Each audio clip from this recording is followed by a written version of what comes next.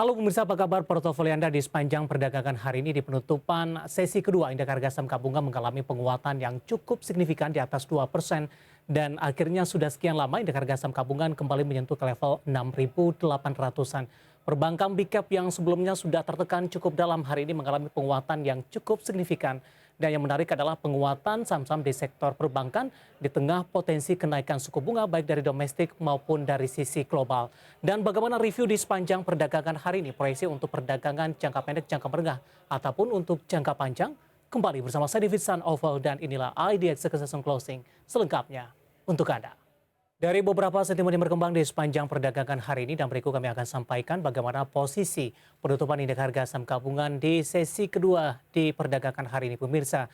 Di mana indeks harga saham gabungan ditutup di zona hijau dengan mengalami penguatan yang cukup signifikan di atas 2%, tepatnya untuk posisi indeks harga saham gabungan di 6.874,743 mengalami penguatan di 2,06%.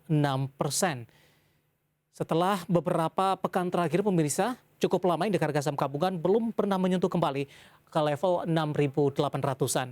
Dibuka di sesi pertama pada pagi tadi di zona hijau di 6.778,358.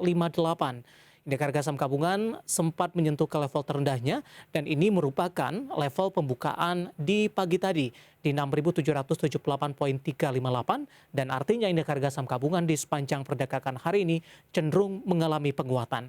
Bahkan IHSG sempat menyentuh ke level tertingginya di 6.880,757. Dari update penutupan indeks harga saham gabungan, berikut kami akan sampaikan beberapa data perdagangan lainnya yang berhasil dihimpun oleh tim redaksi kami. Langsung saja kita ke grafis yang pertama. Kita akan coba lihat bagaimana posisi dari penutupan indeks lainnya pemirsa, seperti MNC 36, LQ45 dan juga Jakarta Islamic Index. MNC 36 mengalami penguatan signifikan di 2,65%. Sementara Jakarta Islamic Index juga menguat di 1,53%. LQ45 hari ini mengalami penguatan yang cukup signifikan di 2,47% dan ditutup di level 972,633. Kita akan coba lihat juga bagaimana rotasi pergerakan sektoral di penutupan sesi kedua di perdagangan hari ini. Sektor teknologi memimpin penguatan di 2,59%, transportasi dan logistik juga menguat di 2,38%, konsumsi primer menguat di 0,61% dan barang baku menguat di 0,47%.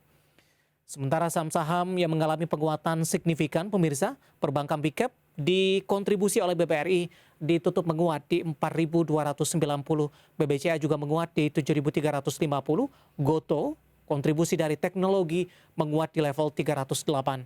MDKA dari sektor energi mengalami penguatan di 3.840. Sementara saham-saham yang justru mengalami tekanan yang cukup dalam di penutupan sesi kedua di perdagangan hari ini, ada BEBS melemah di level 5.300, MRT juga tertekan di 1.840, Unilever hari ini juga ikut menjadi pemberat bagi indeks harga saham gabungan, ditutup di level 4.950 dan BP juga melemah di level 141. Dari update pasar domestik, kita akan coba lihat data terakhir dari beberapa bursa Asia yang berhasil dihimpun oleh tim redaksi kami sampai sore ini.